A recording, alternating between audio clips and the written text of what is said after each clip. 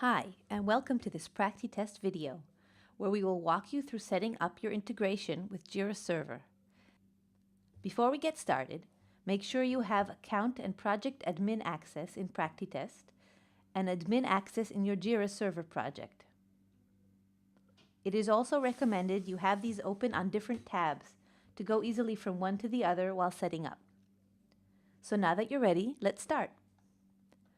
In PractiTest, go to your account settings and select the Integrations tab.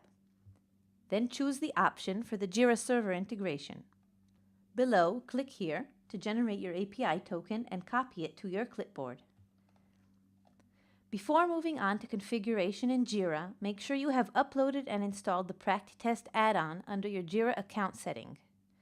If you have not done this yet, you can download it from the Atlassian Marketplace before proceeding. Then go to your account setting, add-ons, and upload the plugin.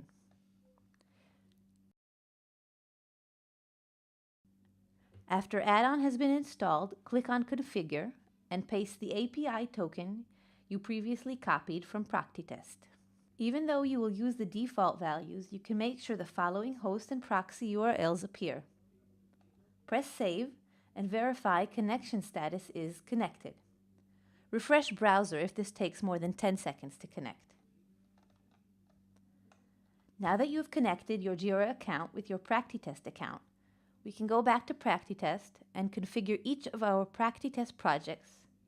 Do this by moving to Project Settings, then choose the Integrations tab, click and activate the Issue Integration Support. Select the Jira Server integration.